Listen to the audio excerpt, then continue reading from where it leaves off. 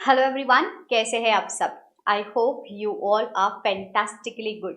Yes students, date sheets are out. आपकी examination जो नवंबर 21 कह सकते हैं दिसंबर 21 are going to start from 5th of December.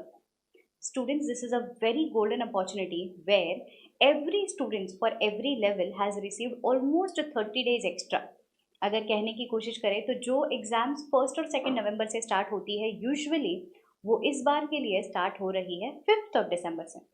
Students, it was well predicted. Last time भी हमारी इस बात पे चर्चा हुई थी क्योंकि मई एग्जाम्स जुलाई पोस्टपोन हुई थी। इट वाज क्वाइट फोरसीन कि this time the exams will be delayed by a month. So एक मिनट, हम लोग यहाँ पे डेट शीट डिस्कस कर रहे हैं? नहीं स्टूडेंट्स, दिस 30 डेज का जो एक्स्ट्रा स्पैन मिला है उसमें how can we make our preparation to go from good better but the best one.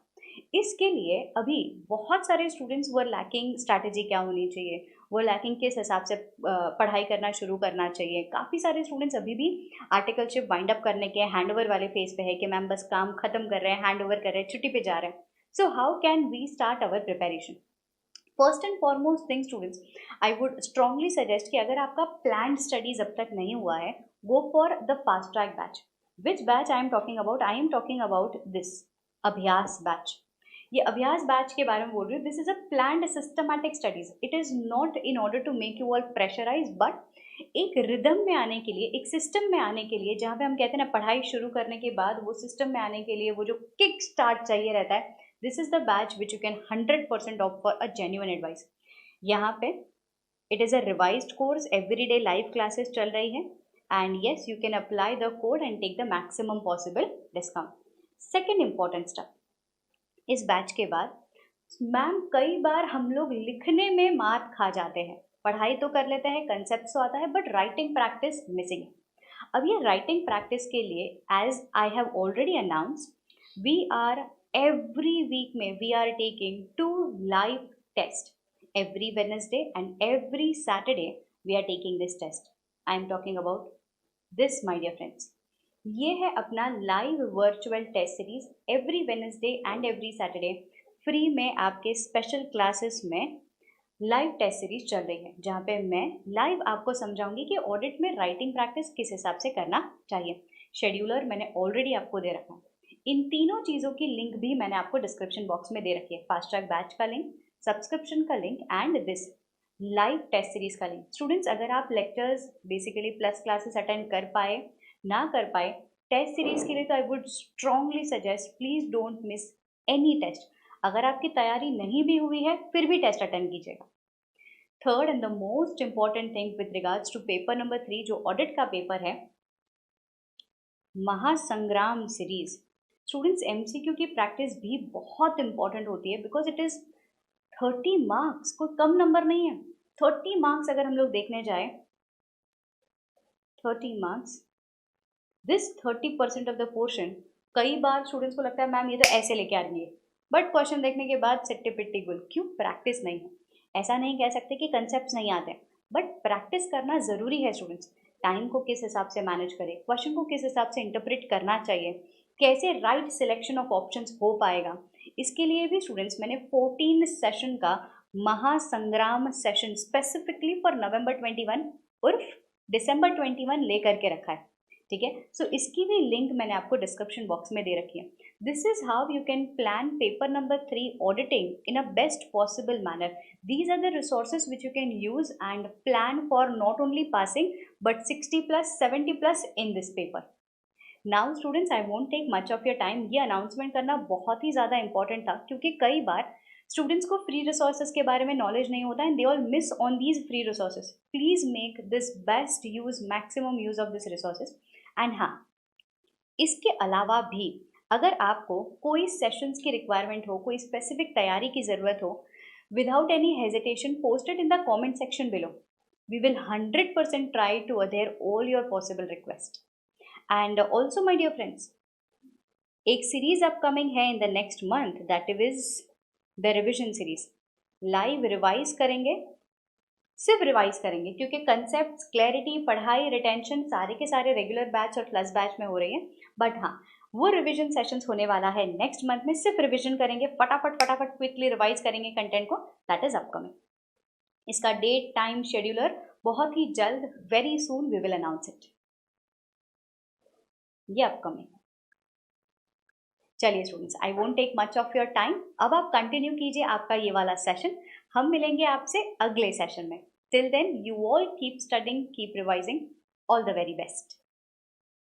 Hello everyone, very good morning. कैसे हैं आप सब? I hope you all are fantastically good. ना इस वाले सेशन में आज हमें एक नया चैप्टर स्टार्ट करना है, that is audit of NBFCs. Audit of NBFCs. Audit of NBFCs में कुछ इंपॉर्टेंट पॉइंट्स है, कुछ इंपॉर्टेंट एरियाज है जो हमें पढ़ने हैं, कुछ ऐसे एरियाज भी है जो हमेशा प्रोमिनेंटली एग्जामिनेशन क्वेश्चन का पार्ट रहते हैं। सी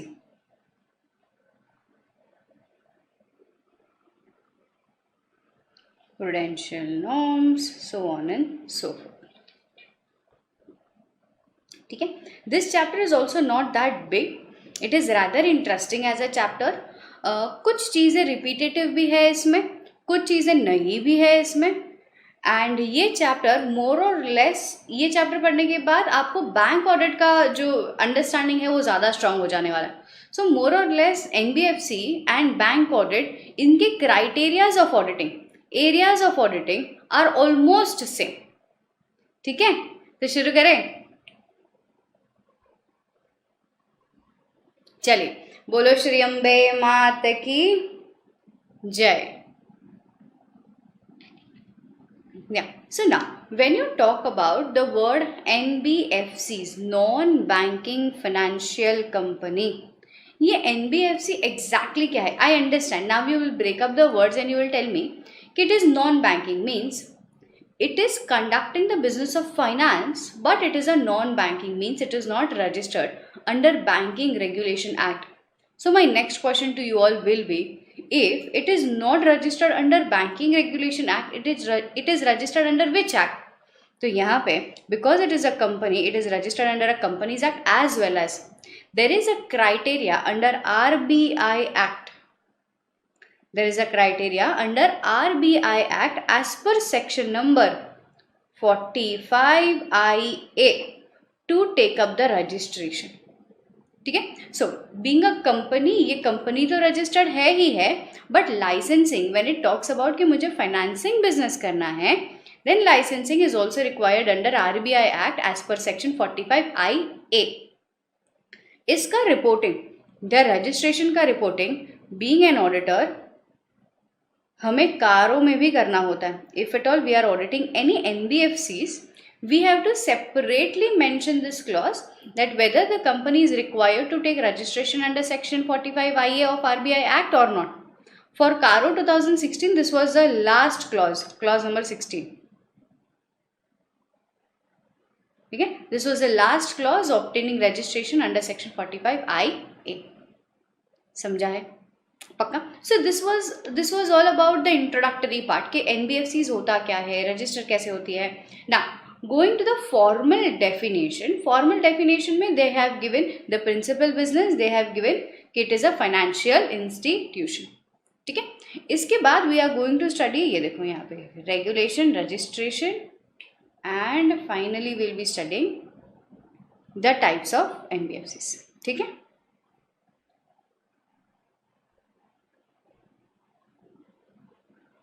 here non-banking financial company is a financial institution which is a company which is not a bank. A non-banking institution which is a company with a principal business of receiving deposit, देखो सब पैसों के बारे में, under any scheme or arrangement or in any other manner or lending in any other manner, पैसों की लेती देती होती है. ठीक है, such non-banking financial institutions or such class of institutions as Reserve Bank with the approval with the previous approval from the central government may specify a notification in official gazette.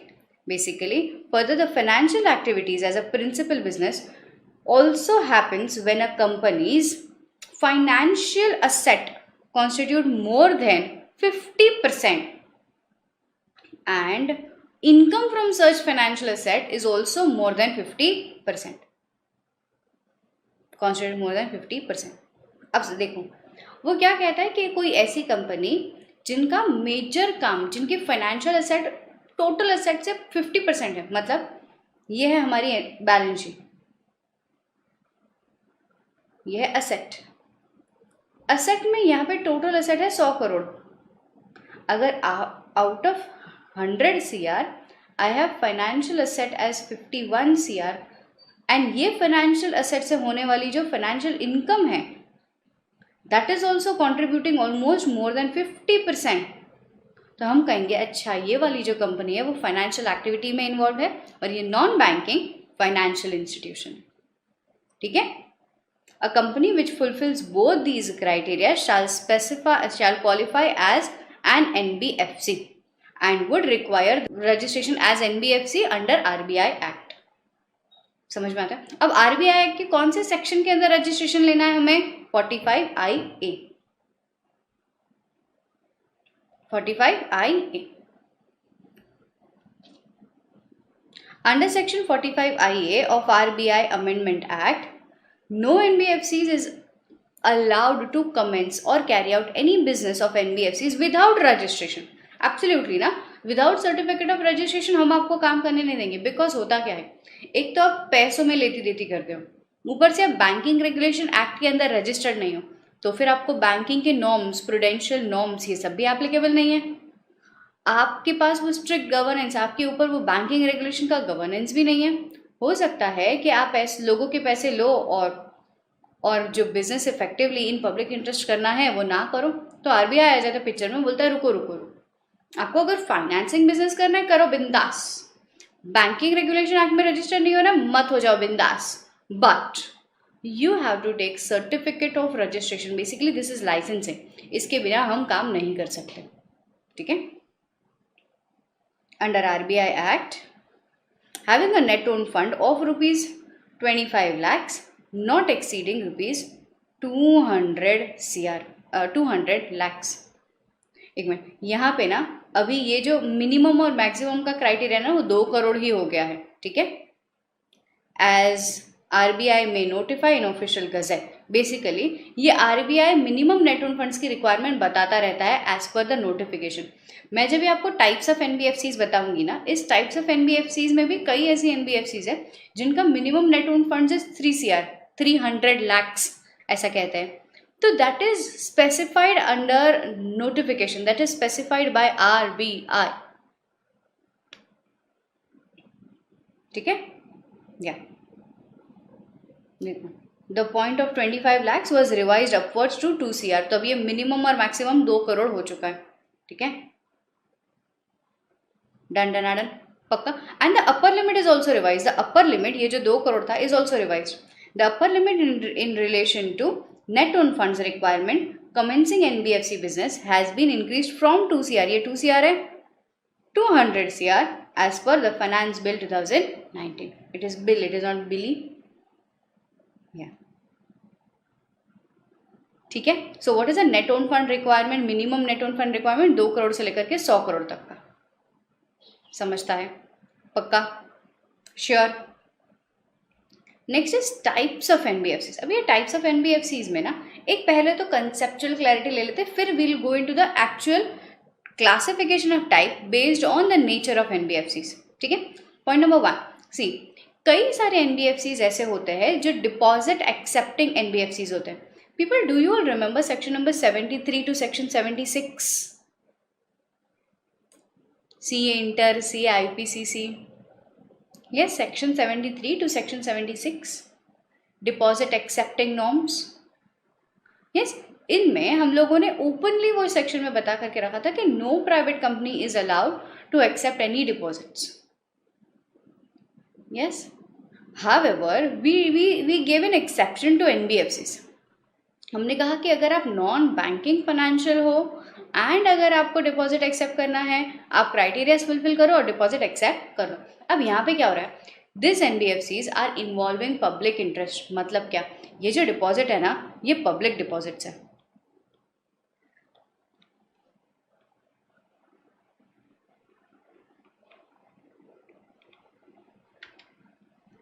ये public deposit है। ठीक है। तो ये सारा जो points है, सी for example मैं पब्लिक डिपॉजिट के बारे में बात करूं तो ये ऐसी टाइप ऑफ एनबीएफसीज है जहां पे वो एनबीएफसीज पब्लिक डिपॉजिट एक्सेप्ट करता है, इसको हम कहते हैं एनबीएफसी डी। कई ऐसी भी एनबीएफसीज होती है जिसमें नॉन डिपॉजिट एक्सेप्टिंग, मतलब उसको डिपॉजिट एक्सेप्ट करने की अनुमति नहीं होती है, इनको हम लोग कहते हैं NBFCs ND, non deposit accepting. ठीक है, क्या कहते हैं? NBFC ND. अब वेट, एकदम ही शांति से, सी फॉर एग्जाम्पल हम लोग एनबीएफसी डी के बारे में बात करें, एनबीएफसी डी, तो हमारे लिए ये इंपॉर्टेंट हो जाता है क्योंकि एनबीएफसी डी में पब्लिक इंटरेस्ट इन्वॉल्व है, तो audit of such NBFC D हमारे लिए बहुत इंपॉर्टेंट होता है, पब्लिक रोल प्ले करता है इसमें। जब भी हम बात करते हैं एनबीएफसी एनडी के बारे में, एनबीएफसी एनडी के बारे में, उसमें भी further we have to bifurcation. NBFC ND SI, what is SI? Systematically important.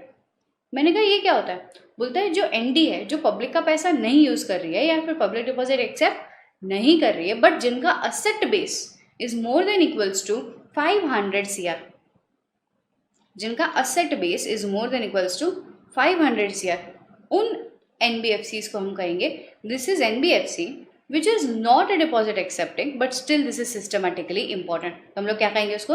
NBFC ND SI. ठीक है, तो क्या पढ़ा? एनबीएफसीज डी एनडी, एनडी में दो, एनबीएफसी एनडी एसआई और अदर्स, जहां पे वो लोग सिस्टमैटिकली इंपॉर्टेंट भी नहीं है, मतलब जिनका एसेट बेस 500 करोड़ से कम है।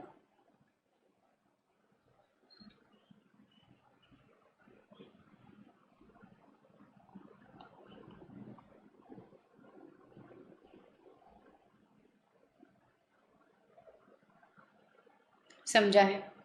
पक्का? सो द फर्स्ट क्राइटेरिया, आपने ये फाइनेंशियल रिपोर्टिंग में भी ये बाइफर्केशन, ये टाइप्स पढ़ करके रखे होंगे। यस? कोई दिक्कत, कोई दुविधा? आगे बढ़े।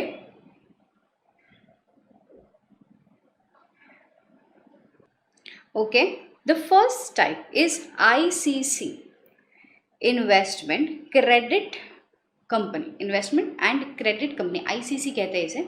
This was a new development basically in the year 2019, जहाँ पे उन्होंने असेट फाइनेंसिंग कंपनी को और इन्वेस्टमेंट कंपनी को मर्ज करके आईसीसी कर दिया, इन्वेस्टमेंट एंड क्रेडिट कंपनी। तो देखिए क्या है, मतलब ये है एनबीएफसीज। अब जो बाइफर्केशन और क्लासिफिकेशन है ना, that is on the basis of the operation, कि कौन से ऑपरेशन के लिए ये लोग सबसे ज़्यादा फंडिंग और फाइनेंस यूज कर रहे हैं। देखो, investment and credit company means any company which is a financing institution carrying out as its principal business asset financing। ये देखिए, asset पहले ना ये asset financing companies के नाम पे जानी जाती थी, AFC। अभी उन्होंने AFC रिमूव कर दिया और उन्होंने ICC का कंसेप्ट लेके आए। They provide financing by either giving them loans, advances for any activities other than its owned and acquisition of security। मतलब ये तुम्हारे बिजनेस के रनिंग के लिए बिजनेस के रनिंग के लिए पैसा देने वाला है, अदर देन बायबैक। अगर आपको चाहिए कि मैम मेरे को बायबैक करना है, अभी फिलहाल के लिए पैसे नहीं है, फाइनेंसिंग इंस्टीट्यूशन आप मुझे पैसा दे दो, तो बोलेगा नहीं नहीं नहीं, other than you want to acquire your own asset back, you want to reacquire your own assets, own share securities back, उसके लिए पैसा नहीं देंगे। And is not any other category of NBFCs as defined under RBI in their master directions। ये ICC सिर्फ ऐसी class of companies है जो दूसरी कंपनीज के असेट को फाइनेंस करती है, either by the way of advances और loans। ये इंपॉर्टेंट है पीपल, जब से ये चेंज हुआ है तब से इसमें से कोई क्वेश्चन नहीं आए हैं। Market important, it is not that high level EEQ, but it is quite important, relevant for the practical exposure also because this is a recent development। Next, core investment company। core investment company का मतलब क्या? अब ये देखो, core investment company का मतलब होता है जहां पे हमारा financing business is running via investments. Ma'am मतलब पता है, मैंने आपको जब भी कंसोलिडेटेड फाइनेंशियल स्टेटमेंट बताया था तभी उन्होंने क्राइटेरिया डिसाइड किया था इन्वेस्टमेंट कंपनी के नाम पे, कि कोई कंपनी इन्वेस्टमेंट कंपनी होती है, उस इन्वेस्टमेंट कंपनी को कंसोलिडेशन नहीं करना है। याद आया? Para 31-33, India is 110। यस वैसे ही ये लोग होते हैं कोर इन्वेस्टमेंट कंपनी, जो दूसरी कंपनीज के शेयर्स में इन्वेस्ट करते हैं। तो देखो 90% of the total asset is in the form of investment here. 90% of the total asset is in the form of investment and minimum asset base of rupees 100 CR। तो मतलब 90 करोड़ रुपए, देखो मिनिमम है 100 एंड उन्होंने बोला एटलीस्ट 90% से ज़्यादा और the total asset should be engage in the form of investment. तो एटलीस्ट 90 करोड़ से ज़्यादा, मतलब दिस इज लीस्ट 90 करोड़ 1 रुपया, बेसिकली एक्सीडिंग बोल रहा है ना, या सो एटलीस्ट 90 करोड़ वो लोग बोल रहे हैं कि असेट के फॉर्म में होना चाहिए, इन्वेस्टमेंट के फॉर्म में, सॉरी ना। Investment in equity of group company should not constitute less than 60% of the total asset. Should not constitute less than 60%, मतलब should constitute more than equals to 60% of the total asset. इसका मतलब समझो, what is group entities? Group entities का मतलब होता है उसकी subsidiary, उसकी holding chain, that is group entities जिसका कंसोलिडेशन हो रहा है। तो बोलते हैं कि ऐसी एनबीएफसी जो इन्वेस्टमेंट कंपनी है, out of this 90 crore at least 60% should be invested in the group companies. तो 90 का 60% कितना होता है? 540, ठीक है, 54 या। It does not trade in shares, debentures, loan and group companies. Trading नहीं करना है आपको, इस ग्रुप कंपनीज में पैसा इन्वेस्ट करके रखना है until unless there is a permanent diminution, और आप शेयर सिक्योरिटीज बेच दो वो बात अलग है। Next, it does not carry out any other financing activity except for investment in bank deposits, money market instruments and government securities. और कोई दूसरे लोन नहीं देगा, मुथूट फाइनेंस जैसा गोल्ड लोन नहीं देगा, असेट फाइनेंसिंग नहीं करेगा, ये सिर्फ और सिर्फ इन्वेस्टमेंट करेगा। समझ में आया? पक्का? तो that is core investment company. ये देखो, core investment company is ND, इनको डिपॉजिट एक्सेप्ट नहीं करने देते हैं, एंड इट इज एसआई। क्यों एसआई? यहाँ पे असेट बेस ही इनका, मतलब मिनिमम असेट ही इनका 100 CR है, ठीक है। सो मिनिमम असेट 100 CR है। अब ये वाली जो कोर इन्वेस्टमेंट कंपनी है, ये core investment company total asset base लगा देगा अपना 500 करोड़, जिसमें से 90% should be in the form of investment. उस 90% में से minimum 60 should be in the form of group investments. How many of you all have understood this? आगे बढ़े। Next is loan companies. Loan company का क्या मतलब होता है? इनका मेन फंक्शनिंग होता है to provide loans for fixed asset but not for working capital. तो मैम ये असेट फाइनेंसिंग कंपनी हो गया ना, असेट फाइनेंसिंग कंपनी अभी लुप्त सा हो गया, असेट फाइनेंसिंग कंपनी जैसा कोई कैटेगरी ही नहीं है। तो बोलता है हम लोग सिर्फ लोन देते हैं, हम लोग फंडिंग नहीं कर रहे हैं, हम लोग लोन देते हैं कि ठीक है ये पैसों से तुम तुम्हारा असेट खरीद लो, हमको इंस्टॉलमेंट में देते जाना पैसा, ठीक है, दैट इज लोन कंपनीज।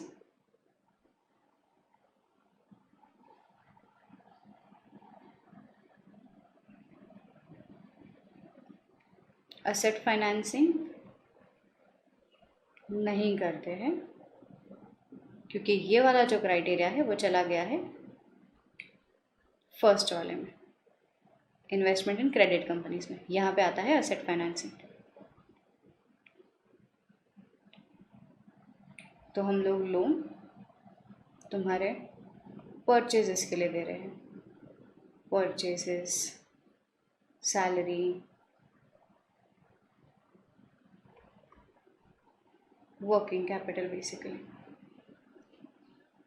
ठीक है। सो that is a loan company.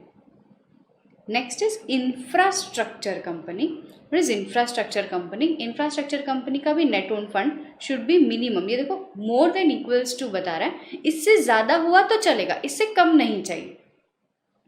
75% of the total asset should be diploid in infrastructure finance जिनका क्रेडिट रेटिंग ए है। Next, capital rating of A and above and has a capital adequacy ratio of minimum 15%. Capital adequacy ratio का मतलब होता है जहाँ पे आप liquidity के बेसिस पे आपका कैपिटल को, आपका जो कैपिटल है, ये बैंकिंग में भी आता है फिर से, आपने शायद इसका 9% के आसपास कहीं पे ना कहीं कैलकुलेशन के तहत या फिर बैंक्स का ऑडिट करते समय पढ़ा होगा, minimum capital adequacy ratio of 9%, wherein you try having a ratio of your risk weighted assets to tier 1 and tier 2 capital. ऐसा कुछ पढ़ा है? Yes. So यहाँ पे for infrastructure company capital adequacy ratio is a bit high क्योंकि financing in infrastructure it is risky in itself. अपने आप में ही वो एक रिस्की बिजनेस है infrastructure. Next, infrastructure debt fund. यहाँ पे इंफ्रास्ट्रक्चर के लिए हम लोग डेट इंस्ट्रूमेंट देते हैं. Facilitate the flow of long term debts into infrastructure projects. Basically bonds issue कर सकते हैं, bonds of minimum 5 years and has a net own funds of ₹300 CR. Okay, now if at all you ask me ma'am whether we are required to memorize all these numbers and limits, apparently I will say not to mug up, not to by heart, ऐसे रटने की कोशिश मत करो. Just try reading it twice or thrice. Frankly speaking, once you read it twice or thrice and MCQ आता है कुछ इसी में से, आपको वो नंबर क्लिक हो जाएगा, प्रोवाइडेड आपका वो लाइक हम लोग कहते हैं ना कि विजुअल मेमोरी. अगर ये विजुअल मेमोरी थोड़ा सा भी शार्प हुआ तो वो आपको क्लिक हो जाएगा. अगर आप मगअप करने की कोशिश करोगे, अल्टीमेटली वो वैसे भी ऐसे नंबर्स बाय हार्ट होने नहीं वाले हैं क्योंकि बहुत सारे नंबर्स हैं. ठीक है, so try reading these points at least twice और थ्राइस एंड ऑटोमेटिकली जब भी क्वेश्चन आएगा ना तभी वो विजुअल मेमोरी विल वर्क. ठीक है, सो एटलीस्ट ये नंबर देख करके अभी के लिए डर मत जाना. Next is micro finance company. What is micro finance company? छोटे छोटे बिजनेस को फाइनेंस करना. ये इसका एक एग्जाम्पल मैं आपको दे सकती हूँ. अनन्या बजाज वाला जो बिजनेस है is a micro finance company. या द सिंगर, ये मिस्टर बजाज की डॉटर अनन्या बजाज, इनका माइक्रो फाइनेंस बिजनेस है. Now what is micro finance? Words itself suggest micro finance, छोटे छोटे अमाउंट में finance in order to just facilitate the small businesses. ठीक है, अब it is a non deposit accepting absolutely and more than equals to 85% of the total assets are in the form of microfinance. And what is a microfinance? Microfinance का मतलब होता है it is in the form of loan to those who have annual income in rural areas less than 1 lakh, in urban areas less than 1,60,000 per month नहीं रे बाबा, per annum. इनको funding करना. ठीक है, such loan amount should be less than equals to 1 lakh rupees without any collateral. मतलब बिना कोई collateral का 1 लाख रुपए का लोन आप उनको दे दो उनके रोजगार चलाने के लिए. एंड इसका term should not be less then 24 months, that is 2 years. इतने 2 साल के लिए एटलीस्ट 1 लाख रुपया दे दो. To home? टू दोज जिनकी एनुअल इनकम रूरल एरियाज में रह रहे हैं तो 1 लाख है, अर्बन एरियाज में रह रहे हैं तो 1,60,000 है. ऐसे टाइप ऑफ फाइनेंसिंग को हम कहते हैं माइक्रो फाइनेंस. अगर ऐसी टाइप ऑफ फाइनेंसिंग आपके बिजनेस में 85% का असेट लेकर के बैठी है तो मैं आपके बिजनेस को, आपके एनबीएफसी को कैटेगराइज कर लूंगी as NBFC MFI, micro finance institution. ठीक है, next is mortgage guarantee company, wherein you have given guarantees and income from mortgage guarantee ही तुम्हारा मेजर बिजनेस है 90%. एनबीएफसी फैक्टर्स एज इन आपका at least 50% should be in the form of factor and total income at least 50% should be derive from the factors. What is factors? You acting as a mediator. ठीक है, you acting as a outsourcing agent. ठीक है, उसको हम लोग कहते हैं business factor. Next, it is non-operating financial holding company. Non-operating financial holding company is where you have invested in the shares of any banking company. ठीक है, तो समझना. Non-deposit taking NBFCs refers to in the guidelines for licensing of new bank in private sector issued by IBR. अब यहाँ पे which holds the shares in a banking company and the shares of all other financing services in the group, whether regulated by the bank or any other financial regulator. RBI financial regulator में और एक आता है RBI. ठीक है, to the extent permissible by regulatory prescriptions. मतलब क्या, हम कोई ऐसे लोग हैं जो डायरेक्टली हम लोग फाइनेंसिंग नहीं कर रहे हैं, we are non operating but we are financial holding companies. हम डायरेक्टली फाइनेंसिंग का काम नहीं कर रहे हैं, हमने ऐसी बैंक्स और ऐसी फाइनेंशियल ऑर्गेनाइजेशन में होल्डिंग करके रखा है जो खुद फाइनेंसिंग बिजनेस में है। तो we are non operating financial holding company. समझता है? Market important. Done. So these were types of NBFCs. क्या पढ़ा अभी तक के लिए? मीनिंग पढ़ा, डेफिनेशन पढ़ा, टाइप्स पढ़ा। टाइप्स में आईसीसी इंपॉर्टेंट, टाइप्स में एमएफआई इंपॉर्टेंट, टाइप्स में the last non operating finance holding, ये important. Done done done. So the next is prudential norm directions. ये प्रूडेंशियल नॉर्म डायरेक्शंस का क्या मतलब होता है?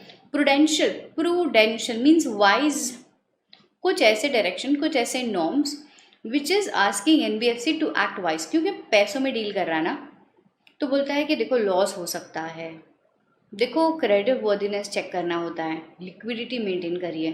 तो ये सारा चीज़, कैपिटल रिक्वायरमेंट इतना ही होना चाहिए, बहुत ज़्यादा फंडिंग किसी और को करके मत रखिए। तो ये सारा चीज़, अगर आपको लग रहा है कि पैसे आने नहीं वाले हैं, लॉस असेट हो गया है, एनपीए हो चुका है, तो उसका प्रूडेंटली आप प्रोविजन करके रखिए। तो ये सारा चीज़ आ जाता है आपका प्रूडेंशियल नॉर्म डायरेक्शंस में। अभी प्रूडेंशियल नॉर्म डायरेक्शंस में दो हिस्सों में मैंने उसको बांट लिया है। फर्स्ट इज कैपिटल एडिक्वेसी, मतलब कैपिटल रिक्वायरमेंट, और दूसरा इज इनकम रिकॉग्निशन।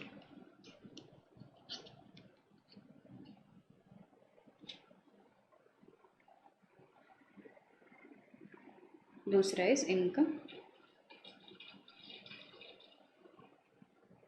रिकॉग्निशन।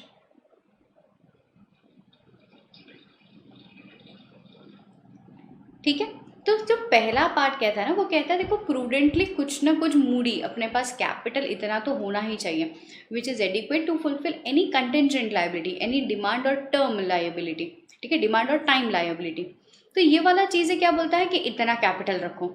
दूसरा पॉइंट कहता है इनकम रिकॉग्निशन। अगर आपको लगता है कि कोई भी एसेट एनपीए हो चुका है, तो उसके अंदर से आने वाला जो इंटरेस्ट इनकम है ना, वो इमीडिएटली बुक मत करो, रुको।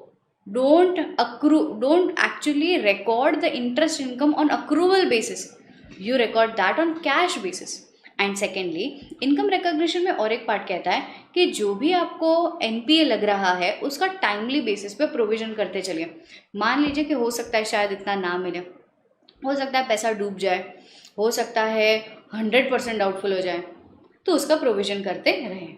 ठीक है, सो चलिए फर्स्ट बढ़ते हैं कैपिटल रिक्वायरमेंट में। First, NBFC shall maintain minimum capital adequacy ratio of 15%.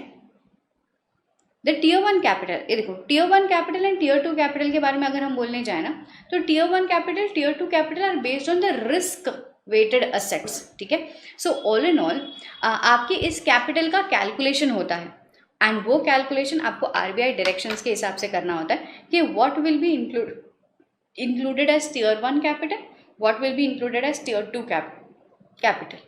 ठीक है, so in respect of tier 1 capital,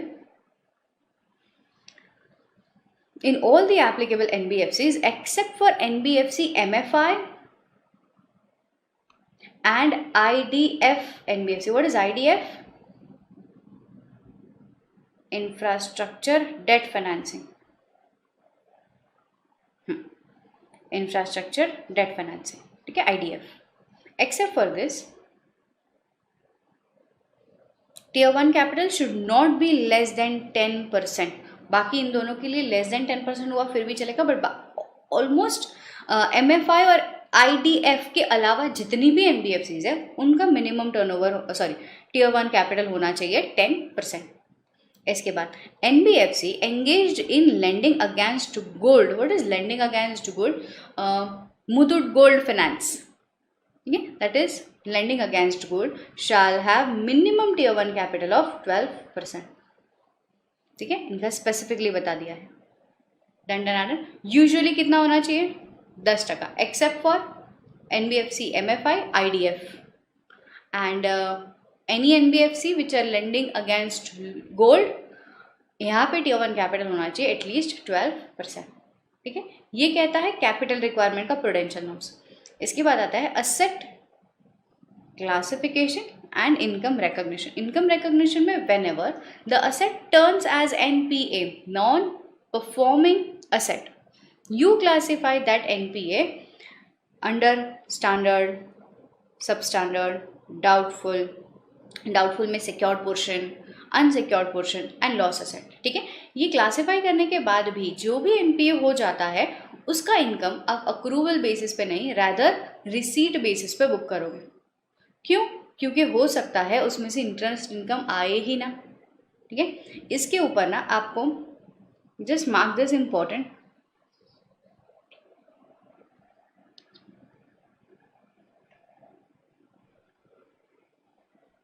या इसके ऊपर आपको फाइनेंशियल रिपोर्टिंग में भी क्वेश्चंस हैं। आप एक्चुअली ये सारी वैल्यूज़ को फेयर वैल्यू पे लेके आते हो और फिर देखते हो कि कितना प्रोविजन करना है।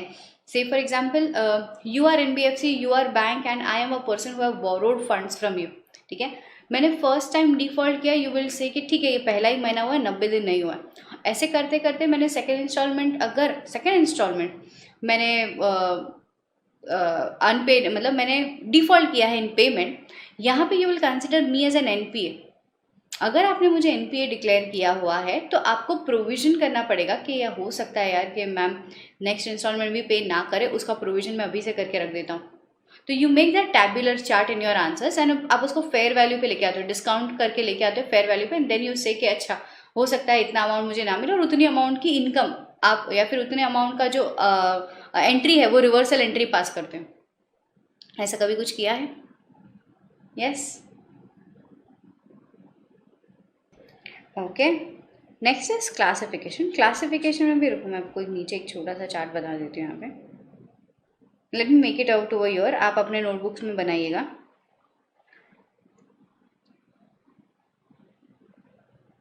असेट, असेट में you have to classification as standard, NPA. NPA में you have further 3 classification, substandard, doubtful, loss। Doubtful में also you have further 3 classification, doubtful up to 1 year, 1 to 3 year, more than 3 years। समझ में आता है? यहाँ पे basically 2 है, secured, unsecured।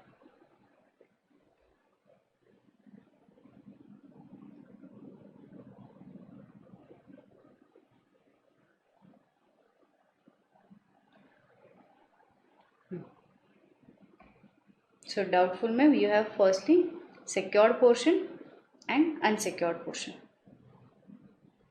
यहाँ पे doubtful में you have secured portion, you have unsecured portion। secured portion में you have up to 1, 1 to 3 and more than 3। समझा है? पक्का?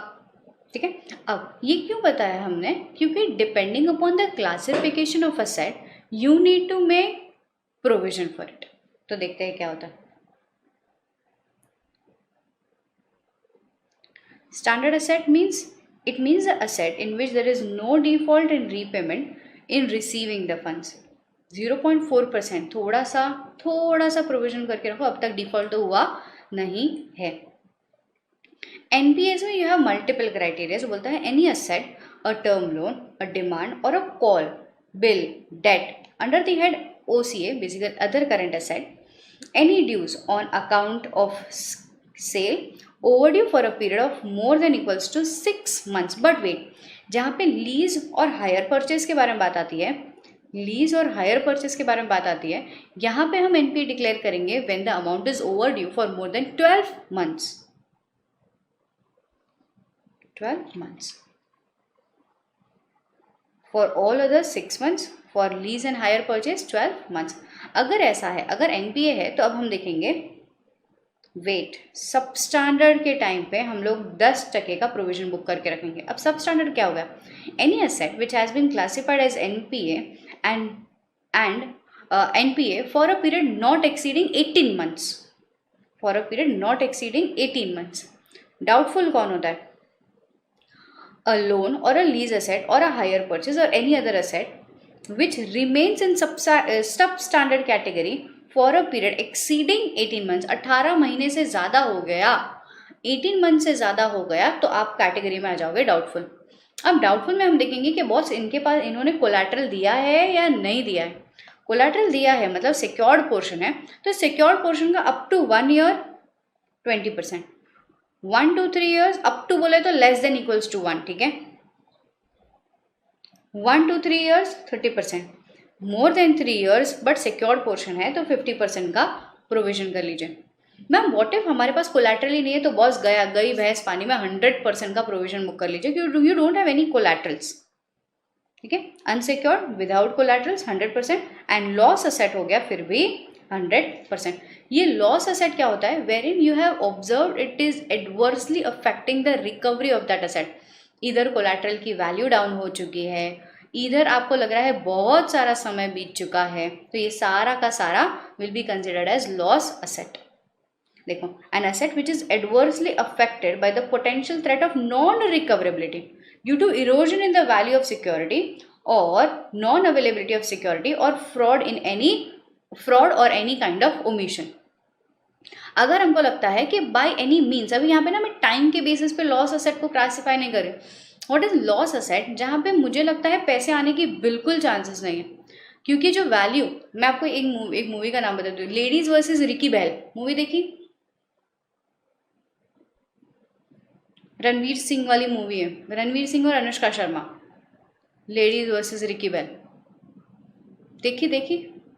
अगर वो मूवी देखी है तो वहाँ पे हीरो ने हीरोइन को एक ऐसी जगह, एक ऐसी लैंड बेच दी है which is a barren land, जो जहाँ पे रेनी सीजन नहीं होता है वो लैंड दिखती है, बट जैसे ही रेनी सीजन आ जाता है वो लैंड पानी में डूब जाती है, ठीक है। Say for example you are the person having such land, आपने बैंक के पास जाकर के उस लैंड के अगेंस्ट में कुछ लोन ले लिया, एनबीएफसी के पास कुछ लोन ले लिया। अब एनबीएफसी को लगा हमारे पास तो कोलैटरल है, एनबीएफसी ने आपको लोन दे दिया, and after that with in a month और 2 दे रियलाइज कि ओ शिट, ये जो जगह को देख करके हमने ये पैसे दे दिए हैं इनको, that is a loss asset. यहाँ से कोई रिकवरी होने के चांसेस नहीं है। अगर यहाँ पे कोई भी रिकवरी होने के चांसेस नहीं है, मैं बिना समय दे करके आपको लॉस असेट ट्रीट करके 100% का प्रोविजन बुक करूँगी। सो लॉस असेट कब जाता है? फर्स्ट, जब भी उनकी रिकवरेबिलिटी, असेट की रिकवरेबिलिटी पे मुझे पूरा डाउट है। सेकेंड, जब भी वो असेट एकदम ही इरोड हो चुका है, मतलब अमाउंट जो वैल्यू है वो डिग्रेड हो चुकी है। थर्ड, जहाँ पे हमको लगता है कि जो पार्टी जिन्होंने लोन लिया हुआ है उन्होंने कुछ फ्रॉड किया है या फिर कुछ इन्फॉर्मेशन रॉन्ग ओमिशन कर दिया है। इन तीनों केस में I consider that asset as loss asset and I book 100% provision against it. समझ में आता है? पक्का श्योर? 100%। नेक्स्ट आगे बढ़ना है विद डायरेक्शंस। अब ये डायरेक्शंस जो है ना एनबीएफसी के डायरेक्शंस है। अब वेट, ये डायरेक्शंस में पढ़ाने से पहले लेट अस क्विकली अंडरस्टैंड कि कितने डायरेक्शंस क्या है, कैसे पढ़ना है। या एनबीएफसी डायरेक्शंस, जो एनबीएफसी डायरेक्शंस है ना उसमें 3 मेजर डायरेक्शंस दिए हुए हैं एनबीएफसी के लिए। सबसे पहला डिपॉजिट डायरेक्शंस, जो पब्लिक डिपॉजिट एक्सेप्ट करते हैं ना उनके directions. Second is prudential norm directions, मतलब यही जो मैंने अभी अभी आपको सिखाया, इन्वेस्टमेंट, कैपिटल, एनपीए, नॉर्म्स। अभी यहाँ पे थोड़े से एडिशनल डायरेक्शंस दे करके रखे आरबीआई ने। लास्ट कहता है ऑडिटर्स रिपोर्ट डायरेक्शंस, मतलब अगर ऑडिटर ऑडिट कर रहा है तो कौन सी बातों पे उसको रिपोर्टिंग करना है। दैट इज एनबीएफसी के लिए auditor report directions, RBI directions, ठीक है। अब वेट, ये रिपोर्ट डायरेक्शंस जो है वो 5 कैटेगरीज में डिवाइडेड है। First, for all the NBFCs, मतलब सारी की सारी एनबीएफसीज। सेकेंड, फॉर एनबीएफसीज जो डिपॉजिट एक्सेप्टिंग एनबीएफसीज हैं। फॉर एनबीएफसीज जो नॉन डिपॉजिट एक्सेप्टिंग एनबीएफसीज हैं। फॉर एनबीएफसीज जिनके ऊपर या फिर जिनके लिए कोई स्पेसिफिक एडवाइसेस दी हुई है। किसने? आरबीआई ने। And last is exceptional report, ठीक है। सो इन टोटालिटी हमको कितने डायरेक्शंस पढ़ने हैं? देखो, 1 2 3 4 5 6 7 7 डायरेक्शंस पढ़ने हैं। तो फिलहाल के लिए जो हम स्टार्ट करें वो है डिपॉजिट डायरेक्शंस। नवंबर 2020 के पेपर में एनबीएफसी का डिपॉजिट डायरेक्शंस का एक क्वेश्चन आया हुआ है। तो देखिए क्या कहता है वो कहता है कोई ऐसी कंपनी है जिनका, मतलब नवंबर 2020 का क्वेश्चन सिर्फ रेप्लिकेट कर रही हूँ, अब बताना क्या क्या हो सकता है, ठीक है। पब्लिक डिपॉजिट डायरेक्शंस, ओके ना। कोई ऐसी एनबीएफसी कंपनी है जिनका क्रेडिट वर्दीनेस, मतलब जिनका फाइनेंसिंग बहुत ही कम हो गया है, जिनका क्रेडिट रेटिंग एकदम ही अपर लिमिट से लोअर लिमिट चला गया, ठीक है, जहाँ पे वो ए से डी पे चला गया, ऐसा समझ लो। एंड वैसी कंपनी डिपॉजिट एक्सेप्ट करना चाहती है, तो क्या डायरेक्शंस आप एज एन ऑडिटर क्या आप चेक करेंगे? आपको लिखना है कि देखो भाई, कोई भी एनबीएफसी हो, एनबीएफसी के लिए हमारे पास पब्लिक डिपॉजिट डायरेक्शंस है। अब हम लोग सारे के सारे पब्लिक डिपॉजिट डायरेक्शंस उनको बता देंगे, ठीक है। एंड उस पब्लिक डिपॉजिट डायरेक्शंस में एक डायरेक्शन आता है with respect to credit rating, with respect to credit rating, और उसको थोड़ा सा एलैबोरेट कर देंगे। That is a 4 marks answer, ठीक है। तो चलिए पढ़ते हैं, यहाँ पे लिख लीजिए आरटीपी नवंबर 14। मैंने लास्ट टाइम के लिए इसको EEQ मार्क करवाया था for November 2020 attempts and fourth, तभी के लिए मैंने उसको EEQ मार्क करवाया था। And it is asked in your November 2020 paper, ठीक है। अभी के लिए for the next fourth coming attempts onwards, अभी के लिए जो आपके क्वेश्चन EEQ वाले क्वेश्चन है, इसमें ये थोड़ा सा लो लेवल पे चला जाता है। अभी फिर से पब्लिक डिपॉजिट डायरेक्शंस पे क्वेश्चन आना थोड़ा सा रेयर है। इस बार के लिए हो सकता है आपको रिपोर्टिंग के लिए, मतलब ऑडिट रिपोर्ट के लिए डायरेक्शंस का कोई क्वेश्चन आ जाए, ठीक है, okay. NBFC public deposit directions. The auditor should check, verify, ensure first advertisement, proper advertisement, लोगों को पता है कि पब्लिक डिपॉजिट एक्सेप्ट किया जा रहा है। Audited financial accounts, public deposits only and only for audited financial accounts होना चाहिए। नेक्स्ट, एनुअल रिटर्न सबमिट हो चुके हैं before 30th of September। Board resolution pass किया है wherever necessary. Next, credit rating, बस ये इंपॉर्टेंट डायरेक्शन था, इस पे उन्होंने पूरा ही एक 4 मार्क का 4 नंबर का क्वेश्चन पूछ लिया था। बोलता है क्रेडिट रेटिंग चेक कर लेना है। अगर एनबीएफसी खुद इनकी क्रेडिट रेटिंग नहीं है तो ये NBFC is a risky company, जहाँ पे पब्लिक का पैसा एज अ डिपॉजिट यूज करना चाहिए। तो check on the credit rating, credit worthiness, if it all company is in the future prospect, जहाँ पे वो सर्वाइवल स्ट्रैटेजी के हिसाब से फाइनेंसिंग जो अभी एक्सेप्ट कर रही है वो रिटर्न कर पाए without hampering public interest, only then such NBFC should accept public deposits. Next is deposit register. अगर आपने पैसे ले लिए हैं, अप्रोप्रिएट बाकायदा रजिस्टर मेंटेन करके रखिए। जहाँ पे भी इन्वेस्टमेंट कर रहे हैं उसका प्रॉपर लिस्ट मेंटेन करके रखिए कि पब्लिक डिपॉजिट का पैसा कहाँ कहाँ यूज़ किया जा रहा है। Interest calculation on deposit amount, appropriate calculation with appropriate rate of interest, return application। ये देखो, public deposit only will be accepted, देखो, only after receiving the return application from the depositors। ये होता है वो application form जो depositors भरते हैं, ठीक है। तो बोलता है रिटर्न एप्लीकेशन मिलना चाहिए। तो it is ABCD IW, ABCD IW। तो ए से 3 चीज़ें हैं, advertise, audited, annual report, advertise, audited, annual report. B से बोर्ड रेजोल्यूशन, सी से क्रेडिट रेटिंग, डी से डिपॉजिट रजिस्टर, आई से 2 चीज़ें, investment and interest calculation, W से है रिटर्न एप्लीकेशन, ठीक है। तो क्या बात करता है, public deposit directions, ABCD IW, ABCD IW। CA Nadar is conducting the statutory audit of RHL Limited, a non-banking financial company. It has branches in various parts of India. The company, with a focus on housing finance, has outstanding non-convertible debentures worth 150 crores. The company reportedly missed interest payment of 15 crores on its debts because of inadequate liquidity। इनके पास पैसा नहीं है तो वो date पे interest भी पे नहीं कर पा रहा है। चलो ठीक है। As a result, RHL faced a series of downgrades by rating agency। मतलब थोड़े के बाद थोड़ा, थोड़े के बाद थोड़ा गिरता जा रहा है, तो एक सीरीज से गिरता ही जा रहा है on its debts over the past 2 months। The credit was cut to D, D पहुंच गया from A4, implying that the company was in default or expected to be in default soon. अभी भी default कर रहा है या फिर future में भी यार ये डिफॉल्ट करने वाला है. What aspect CA Nadar should look in relation to the activity of mobilization of public deposit, particularly in relation to downgrading of credit facilities by RHL Limited.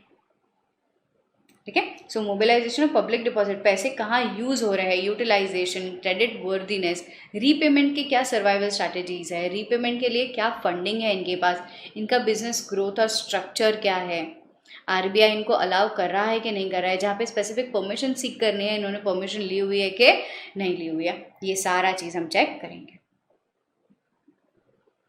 Done.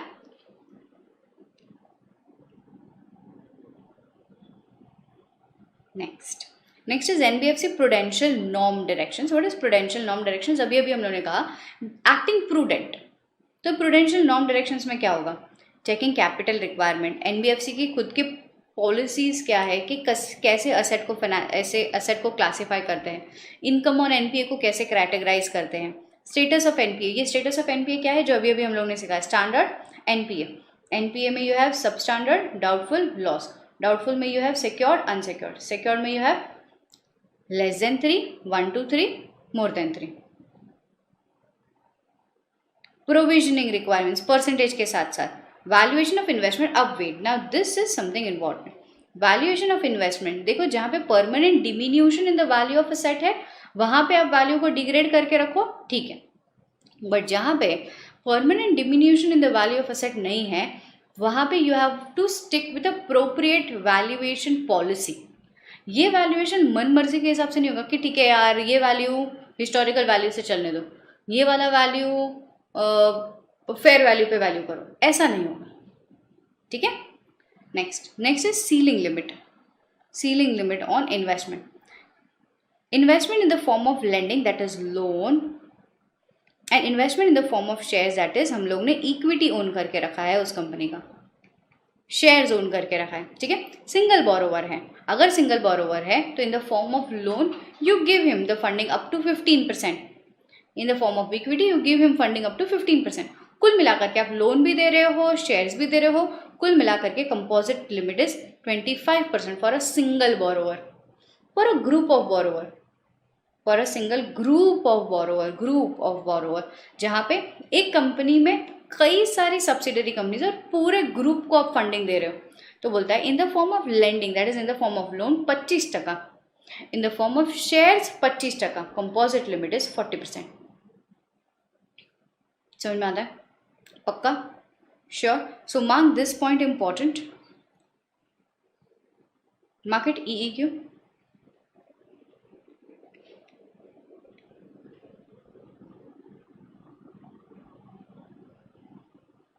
दो डायरेक्शंस पढ़ लिए हैं, अब हमको एनबीएफसी ऑडिटर्स डायरेक्शंस पढ़ना है. बहुत ही अच्छा वाला क्वेश्चन है ये. एनबीएफसी ऑडिटर्स रिपोर्ट मतलब बेसिकली ऑडिट रिपोर्ट डायरेक्शंस है, ठीक है. यहाँ पे 5 पॉइंट्स है मेजरली पढ़ने के लिए. All set. Next is NBFC auditors report directions for all NBFCs. See I will give you some kind of tricks to by heart the answers, ठीक है. सी अगर वो लोग बोलते हैं for all types of NBFCs, मतलब ये हर types of NBFCs के लिए 3 डायरेक्शंस तो होंगे. यस, बीडी, एनडी, एसआई, जो भी. हाँ जी बिल्कुल. अब ये 3 पॉइंट आपको बाय हार्ट कर लेने हैं. क्यों? क्योंकि 3 पॉइंट इतने सिंपल पॉइंट्स हैं ना, इतने सिंपल पॉइंट्स हैं कि आप उसको एक बार रीड करोगे and you will be able to memorise it. तो मैम इससे फ़ायदा क्या? अगर ऐसे डायरेक्शंस 4 मार्क के लिए आए, जैसे कि एनबीएफसी डी के लिए 4 मार्क का क्वेश्चन आया है, 4 मार्क्स, तो उस 4 मार्क्स में मुझे 5 पॉइंट्स लिखने हैं, जिसमें से 3 ये सिंपल पॉइंट्स हो जाएंगे और 2 विथ रिस्पेक्ट टू डी यहाँ से उठा करके लिख देंगे. क्योंकि वो बोलता भी है इंक्लूडिंग ए को भी गिनना है. क्यों? क्योंकि ए वाले जो डायरेक्शंस है it is applicable for all, क्योंकि वो जनरल पॉइंट्स है. सर्टिफिकेशन लिया क्या, सर्टिफिकेट ऑफ रजिस्ट्रेशन वैलिड है क्या, तो ये जनरल पॉइंट्स है. तो आप डी में भी लिख सकते हो, एनडी में भी लिख सकते हो, एनडीएसआई में भी लिख सकते हो, ठीक है, तो ये 3 पॉइंट्स हमको बाय हार्ट करने ही करने हैं क्योंकि it is applicable for all types of audit report directions. ठीक है, तो चलिए let's start. In case of all NBFCs obtain certificate of registration from the bank. एक मिनट, ये बैंक का मतलब है RBI, reserve bank. Where such company continues to hold certificate of registration, whether it is really allowed, entitled to do so, ये check करना। Second, इसके बाद third कहता है कि whether it meets the net own fund requirement depending upon the operating business of the NBFC। अगर हम है इन्वेस्टमेंट तो हमारा नेट ओन फंड जितना होना चाहिए उतना है कि नहीं है। अगर हमें इंफ्रास्ट्रक्चर डेट फाइनेंसिंग तो हमारा नेट ओन फंड जितना होना चाहिए उतना है कि नहीं है। इस पे हमको रिपोर्टिंग करना है। So what is the first point? First point कहता है, क्वेश्चन क्या है, एनबीएफसी ऑडिटर्स रिपोर्ट डायरेक्शंस के ऑडिटर को किस चीज़ के बारे में रिपोर्ट करना है। The way we studied in the companies act कि हमको ये मैटर के बारे में रिपोर्टिंग करना है, that is a legal responsibility. Yes, वैसे ही एनबीएफसीज के लिए we have these kinds of requirement. तो सबसे पहला फॉर ऑल एनबीएफसीज 3 बातों के लिए तो रिपोर्टिंग करो ही करो। First, whether it holds COR, certificate of registration, if it is holding, if it continues holding, whether it is entitled, and third, whether it meets net own fund requirement। ठीक है, next, in case of NBFC D, that is NBFC deposit accepting, including A, मतलब 3 points वहाँ के तो आ गए। The auditor shall also include the following। First, whether the deposits along with its borrowings are within the limit, जितना deposit accept किया and borrowings जितना हम लोगों ने लेकर के रखा है are within the limits. Deposit in excess of quantum permissible are regularised in the manner as provided in the directions. अगर हम लोग का हमारा जो एनबीएफसी है it is crossing the limit, जिसके बियॉन्ड, मतलब मेरे को लिमिट थी कि मैं 100 करोड़ का डिपॉजिट एक्सेप्ट कर सकती हूँ, मैंने 200 करोड़ का डिपॉजिट एक्सेप्ट कर लिया। अब आरबीआई मुझे डायरेक्शन देगा कि मैडम प्लीज इसको रेगुलराइज करो। व्हाट इज रेगुलराइज करो? Make it good. अगर आपने गलती कर ली ठीक है, अभी थोड़ी बंद करने का एकदम हुक्म दे देंगे, make it good, repay it, interest ज़्यादा दे दो, टर्म कम कर दो, वट एवर, जो भी डायरेक्शंस उन्होंने मुझे दिए in order to regularise such excessive deposits accepted by me, वो फॉलो किए हैं कि नहीं किए। Next, whether NBFCs accept deposit it has taken, यहाँ पे देखो, as per the approved credit rating from the credit rating agency, from the credit rating agency. Credit rating के बाद ही डिपॉजिट एक्सेप्ट किया है कि नहीं किया। एडिक्वेसी रेशियो सबमिट किया है एंड वो करेक्टली सबमिट किया है। We have not violated any kind of restrictions, we have not defaulted in paying any of the depositors, whether in terms of principal और इन टर्म्स ऑफ इंटरेस्ट और principal, complying with the prudential norms. Liquidity, asset liquidity proper maintain किया है। Furnish the returns on deposit prudential norms to RBI. In case of opening or closing of any branch or offices, the company has complied with all the directions issued by RBI. So what is this? This is NBFC D के लिए auditor को जो report करना है उसका directions, समझा है।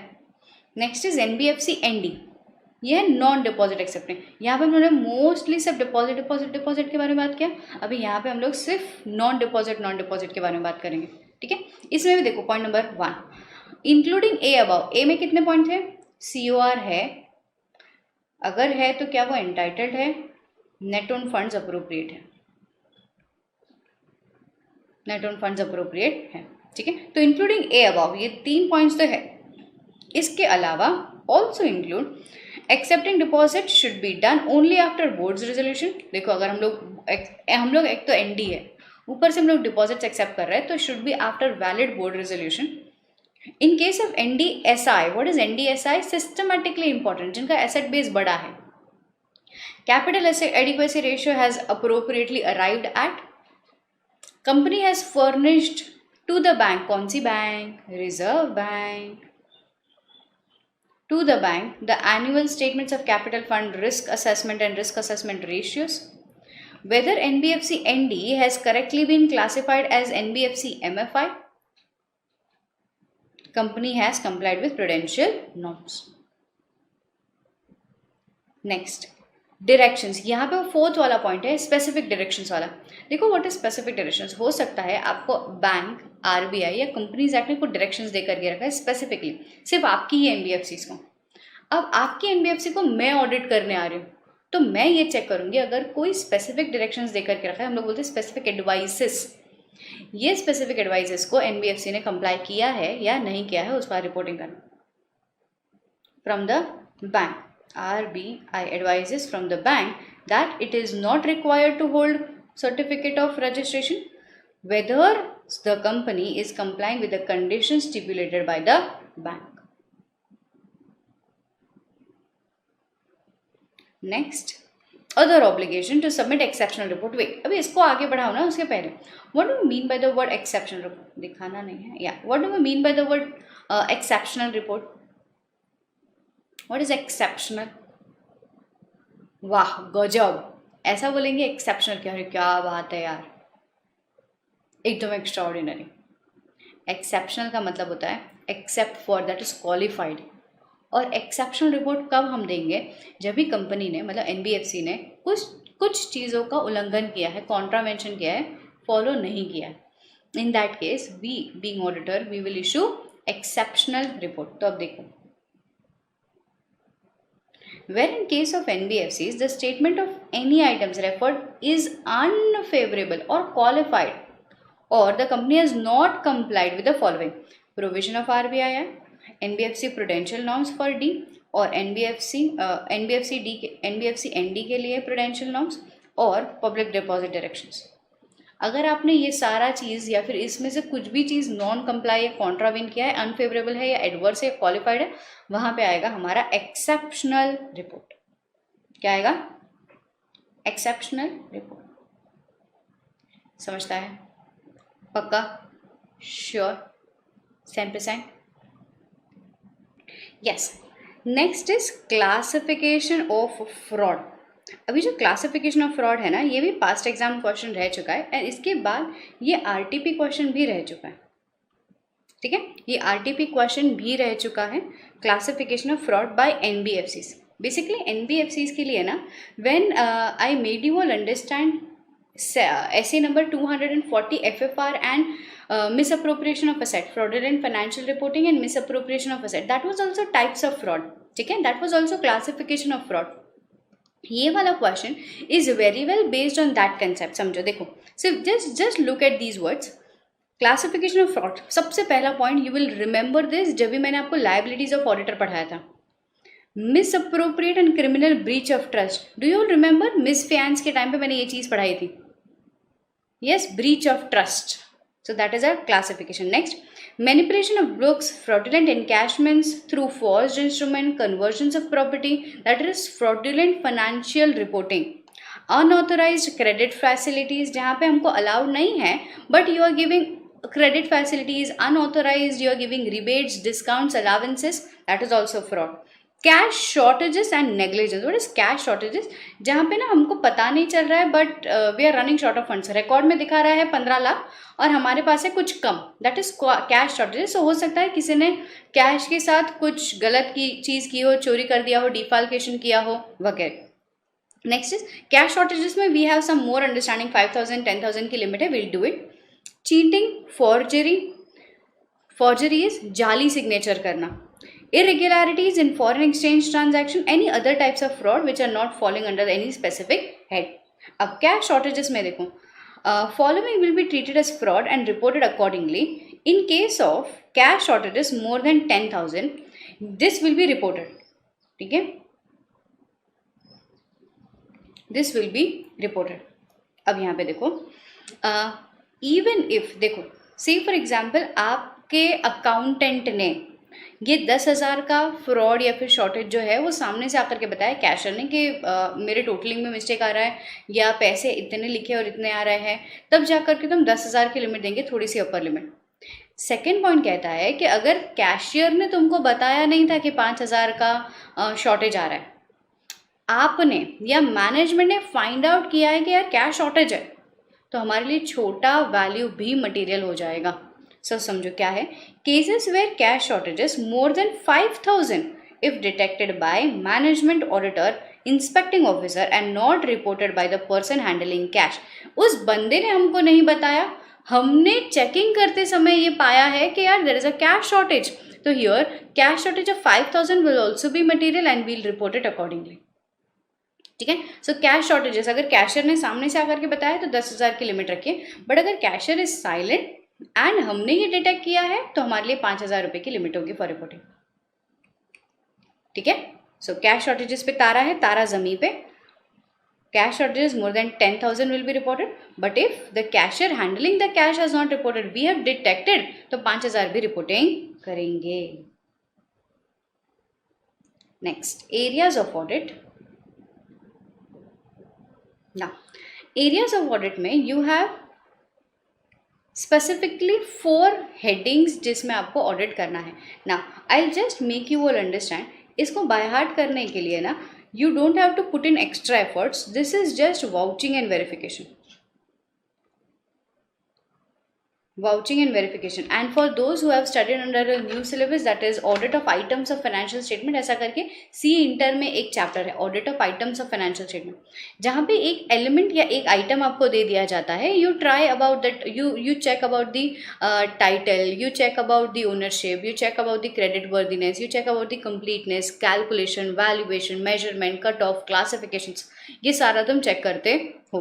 तो all in all these are the areas of audit. हर एरियाज में तुमको असर्शन से ही चेक करने हैं। ठीक है, तो चलिए स्टार्ट करते हैं। Areas of audit for investment company. अब ये इन्वेस्टमेंट कंपनी है तो सबसे पहले हम कहेंगे प्रूडेंशियल नॉर्म्स चेक कर लीजिए, AS 13 इंड AS का कंप्लायंस चेक कर लीजिए। इन्वेस्टमेंट के लिए authorisation, confirmation of depository, investment certificates check कर लीजिए। लिमिट्स ऑफ इन्वेस्टमेंट, जितना कितना लिमिट्स कर सकते हैं पता है, अभी मैंने आपको पढ़ाया 15%, composite 25%, 25% for the group borrowers, composite 40%। तो लिमिट्स ऑफ इन्वेस्टमेंट चेक कर लीजिए। इंटरेस्ट इनकम चेक कर लीजिए, अगर हमने इन्वेस्टमेंट किया है तो हमको इंटरेस्ट इनकम भी आएगी। कॉन्ट्रैक्ट नोट्स चेक कर लीजिए, इन्वेस्टमेंट इन ग्रुप चेक कर लीजिए, अनकोटेड डिबेंचर्स में इन्वेस्टमेंट चेक कर लीजिए, सेबी के रेगुलेशंस चेक कर लीजिए, कोई चार्ज अगेंस्ट द सिक्योरिटीज है तो वो चेक कर लीजिए, इन्वेस्टमेंट के अगेंस्ट में चार्ज है तो वो चेक कर लीजिए। This is a past exam as well as RTP question. RTP November 18 उसके बाद नहीं पूछा गया है, has some kind of value towards this. ठीक है, it is not that difficult, hence I'm not trying to mark it extremely important and stuff because it is easy to buy heart. ठीक है, does not mean you'll ignore it. Loan company, loan company के लिए कैसा होगा, prudential norms देखना है, appraisals देखना है। अब wait, what is appraisals? Examinations, verifications, that is appraisals. Confirmation from borrower, 505 apply करो, कंफर्मेशन ले लीजिए। टर्म ऑफ सैंक्शन, अब बेटा if it all you are taking confirmation, if at all you are accepting confirmation from borrowers या फिर daters, which assertion you are trying to examine? Option A, valuation. Option B, completeness. Option C, existence.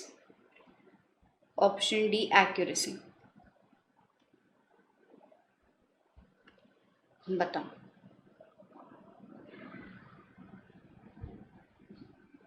If at all you are applying ऐसे 505 external confirmation के हिसाब से आप confirmation लेना चाह रहे हो, तो which assertion you are trying to like examine? Yes, so answer is option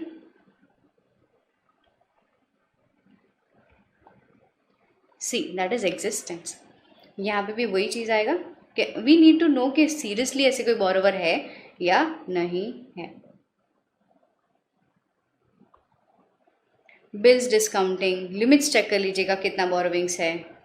no loan against its own shares, the most important point.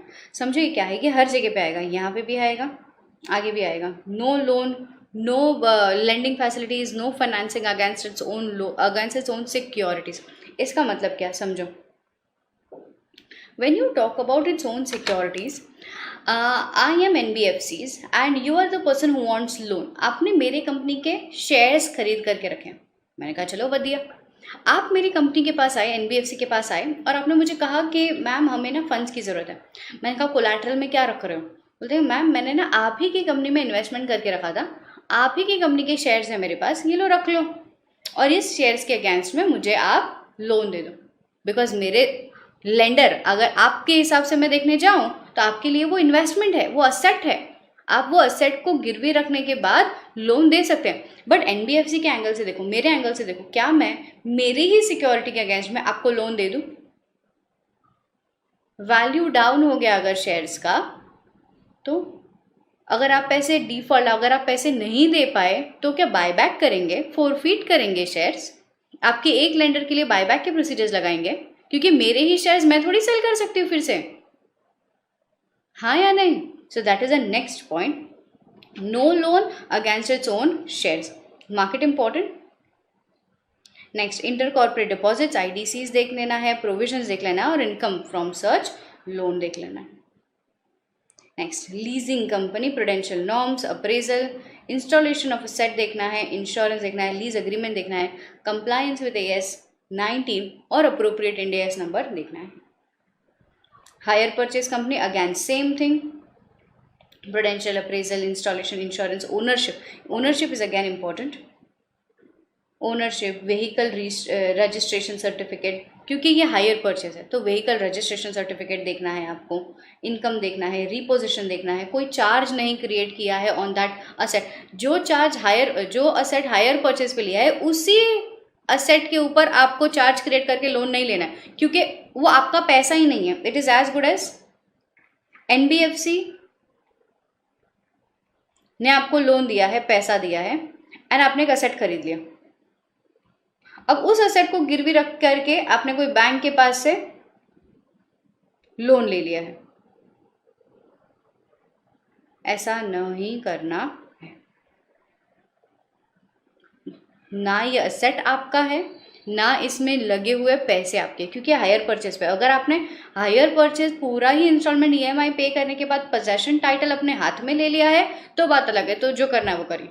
But अब तक के लिए the ownership of this asset is not transferred to you, only the possession is in your hands. समझ में आता है? पक्का? Sure? Yes. So it was this the last part of this chapter. This was asked in November 19 new syllabus paper, new syllabus. What is this? समझो, division 3, division 2, division 3, division 2 किसके बारे में बात करता है? बोलता है NBFCs के लिए बैलेंस शीट कैसे बनाई जाए, और अदर देन NBFCs कंपनी के लिए बैलेंस शीट किस हिसाब से बनाई जाए। इसका फॉर्मेट है, इसका एक स्ट्रक्चर दे करके रखा है उन्होंने, ठीक है ना। डिविजन 3, डिविजन 2, इसमें देखो इंड AS NBFCs, यहाँ पे देखो Ind AS other than NBFCs, तो ये एक ऐसी कंपनी है जो NBFC नहीं है और ये NBFC है, ठीक है।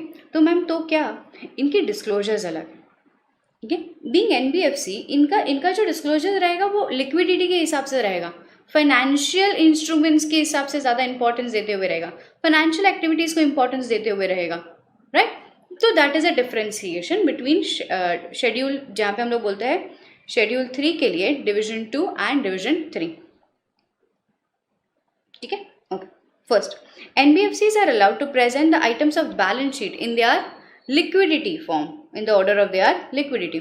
यहाँ पे लिक्विडिटी के हिसाब से नहीं अलाउ करते, come on, you can not से दिस इज मोस्ट लिक्विड, ये ऐसा, ये ऐसा, ये ऐसा, ठीक है, नो। इसके बाद NBFCs अपने बैलेंस शीट को क्लासीफाई कर सकते हैं as financial item, non financial item. हम कैसे क्लासीफाई करते हैं? हम क्लासीफाई करते हैं as current and non current, other companies current and non current.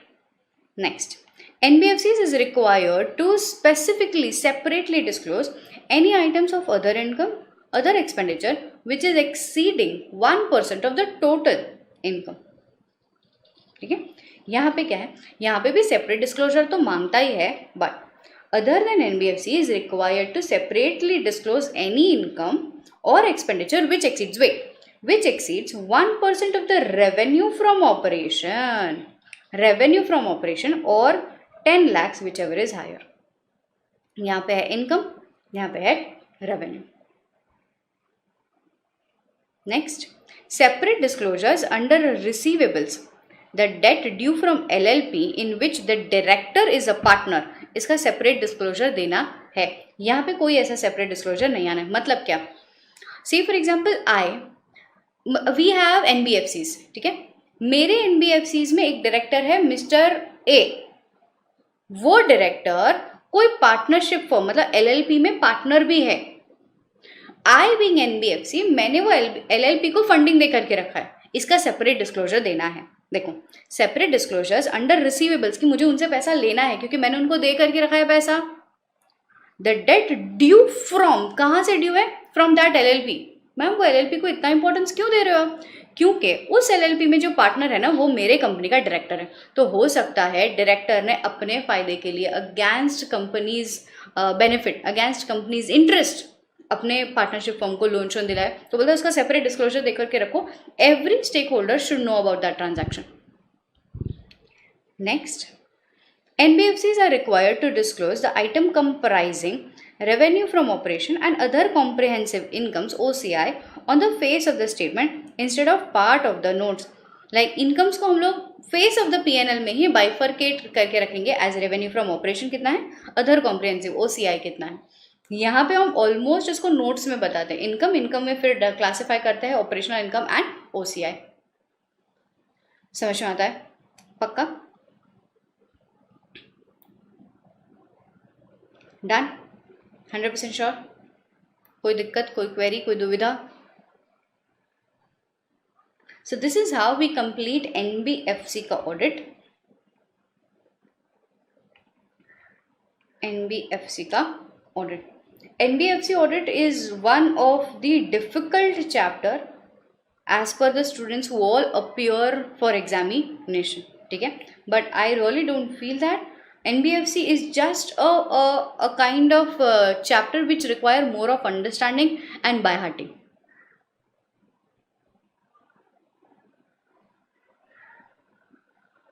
ठीक है? So here we complete this chapter.